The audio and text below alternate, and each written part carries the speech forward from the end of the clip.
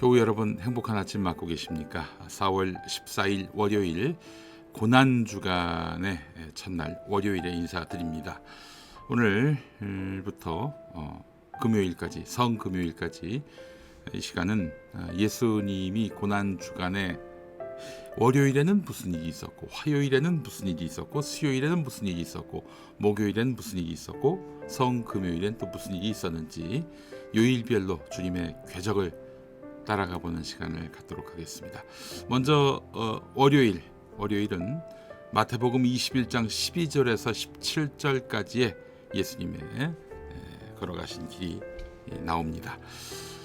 먼저 들어가기 전에 알버트 아인슈타인의 명언을 먼저 소개해 드립니다. 형식만을 따르는 사람은 진정한 의미를 놓친다. 진정한 가치는 외면에서 찾아지지 않는다. 형식만을 따를 때의 진정한 의미를 만날 수 없다, 이런 얘기죠. 자, 오늘 마태복음 21장 12절에서 17절 말씀 지금부터 읽도록 하겠습니다. 예수께서 성전에 들어가셔서 성전뜰에서 팔고 사고 하는 사람들을 다 내쫓으시고 돈을 바꾸어 주는 사람들의 상과 비둘기를 파는 사람들의 의자를 둘러엎으시고 그들에게 말씀하셨다. 성경에 기록한 바 내 집은 기도하는 집이라고 불릴 것이다 하였다. 그런데 너희는 그것을 강도들의 소굴로 만들어 버렸다. 성전뜰에서 눈먼 사람들과 다리를 자는 사람들이 예수께 다가왔다. 예수께서는 그들을 고쳐주셨다. 그러나 대제사장들과 율법학자들은 예수께서 하신 여러 가지 놀라운 일과 또 성전뜰에서 다윗의 자손에게 호산나 하고 외치는 아이들을 보고 화가 나서 예수께 말하였다. 당신은 아이들이 무엇라 하는지 듣고 있어? 예수께서 그들에게 말씀하셨다. 그렇다. 주님께서는 어린아이들과 젖먹이들의 입에서 찬양이 나오게 하셨다 하신 말씀을 너희가 읽어보지 못하였느냐. 예수께서 그들을 남겨두고 성 밖으로 나가 베다니로 가셔서 거기에서 밤을 지내셨다.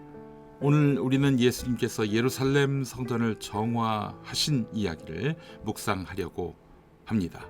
예수님은 성전에 들어가셨을 때 하나님께 예배드리는 거룩한 장소가 매매의 장소, 즉 돈과 형식의 거래소로 전락한 모습을 보셨습니다. 그래서 상을 뒤엎으시면서 외치셨습니다. 내 집은 기도하는 집이라 일컬음을 받을 것이라 하였거늘 너희는 강도의 소굴로 만들었도다. 그리고 바로 다음 날 잎만 무성하고 열매가 없는 무화과 나무를 저주하십니다. 이 두 사건은 별개가 아니라 하나님의 백성에게 주시는 동일한 메시지입니다. 마가복음을 보면은 이 무화과 나무 사건, 이것이 성전을 파괴하신 그 사건 앞뒤로 배치되어 있습니다. 샌드위치 기법이라고도 불리는 건데요. 구약 성경에서 무화과 나무는 이스라엘 백성을 상징하는 대표적인 이미지입니다. 호세아 9장 10절에서는 무화과 나무에서 처음 익은 열매를 보는 것처럼 이스라엘을 묘사합니다. 예레미야 24장 가면은 좋은 무화과와 나쁜 무화과로 하나님이 의인과 악인을 구별하신다고 했습니다. 무화과 나무는 하나님 앞에 열매 맺는 삶을 상징하고요. 잎만 무성하고 열매가 없다는 것은 외형만 있는 신앙, 즉 형식에 그친 신앙을 비판하기 위한 것입니다.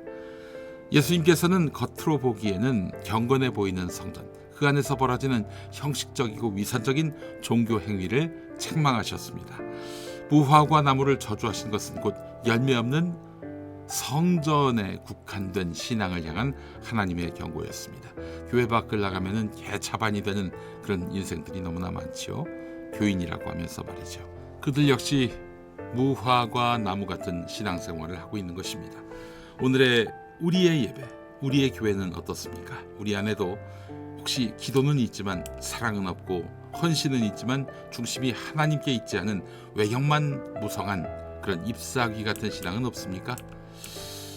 이런 비슷한 일이 19세기 영국 교회에서도 있었습니다. 당시 교회는 중산층 이상의 사람들만 환영했고 가난한 사람, 병든 사람, 노숙하는 사람들은 교회에 들어오기조차 어려웠습니다.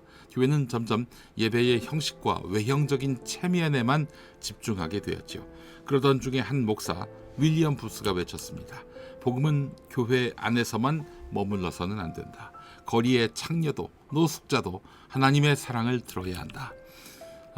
윌리엄 부스는 그 길로 예배당을 나와서 노숙자, 중독자, 거리에 방황하는 사람들에게 복음을 전했고 그들에게 빵과 옷, 따뜻한 위로를 함께 나누어 주었습니다. 그 운동이 바로 Salvation Army, 바로 구세군이었습니다. 자, 형식이 아닌 열매가 있는 신앙을 실천하는 사람, 우리 모두가 되어야 하지 않겠습니까? 예수님께서도 오늘 우리에게 동일하게 물으십니다. 너희는 나의 집을 기도하는 집으로 지키는가? 너희 삶은 진짜 열매를 맺고 있는 것인가? 하나님은 예배당 안에서만 드리는 그런 신앙이 아니라 세상 속에서 살아 움직이는 믿음, 사랑과 용서와 섬김의 열매를 맺는 삶을 원하십니다. 오늘 우리의 신앙이 무성한 잎에 불과한 외형적인 신앙이 아니라 하나님이 찾으시는 참된 열매를 맺는 믿음이 되기를 간절히 기도하는 것입니다. 기도하시겠습니다. 주님, 우리 삶 속에 참된 믿음의 열매가 맺어지게 하옵소서. 형식에 그친 종교가 아니라 마음과 삶이 드려지는 살아있는 신앙이 되게 하옵소서. 예수님 이름으로 기도합니다. 아멘. 네, 자, 유니즌의 맛이른 소금이라는 노래가 있습니다. 이 노래 함께 하시죠. 예전에 그 아카펠라 그룹 중에 인공위성이라고 있었죠. 거기 출신으로 알고 있습니다. 유니즌의 맛이른 소금 들으시고요. 저는 화요일에 뵙겠습니다.